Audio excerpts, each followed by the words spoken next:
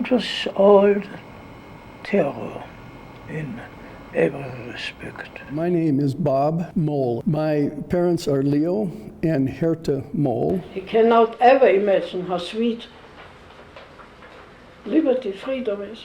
They were both involved in underground resistance to the rise of the Nazis. There was a long time where people who were in there couldn't talk about it, Leo including me. was much more of a political figure. Push it back. You don't want to hear anything, want to see anything.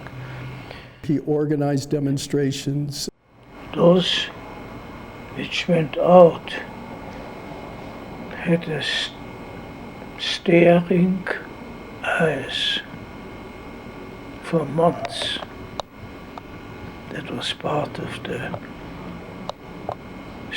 terror they had somewhere inside.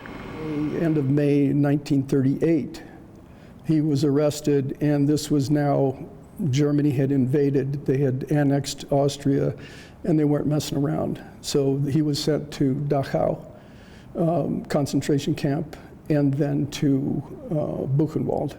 Well, they just take the roster and close their eyes and put their finger on, and wherever they put their finger on, those are the people that go out, and they let them out not because they want to release them, they let them out to spread the horror stories, what happens in the concentration camps, to scare the other people so much that they wouldn't dare to do anything. She also would distribute leaflets and flyers or meeting announcements about this underground resistance. One night she was riding home on her bicycle after going swimming, and in her case on the bike she had her wet swimming clothes, and under that she had these flyers and leaflets. She was stopped by a policeman.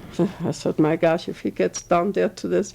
But he stuck his hand in, and that clammy, wet bathing suit, because he stuck his hand right in there, shocked him so much that he shook himself and didn't go any deeper down into that.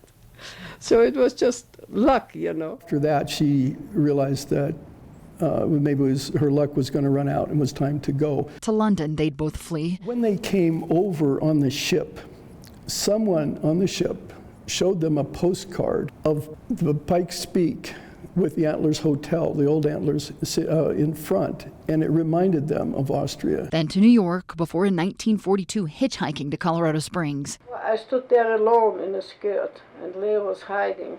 The moment the car stopped, he came running out of the bushes. Here, a business each, both in the same building on Kiowa Street.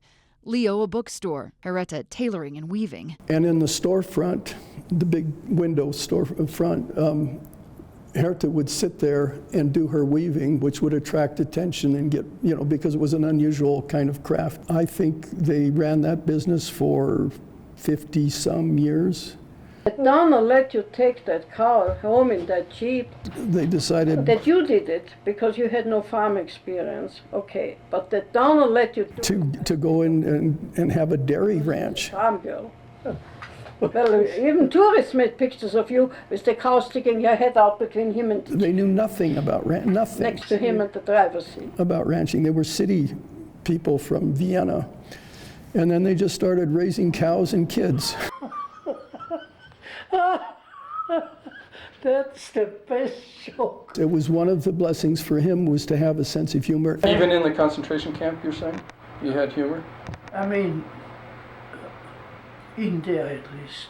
Yeah. It's interesting to look at one couple's story as immigrants and then realize I get to tell this story, but millions and millions of other stories are untold, and this is a nation of immigrants or people that were descended from immigrants.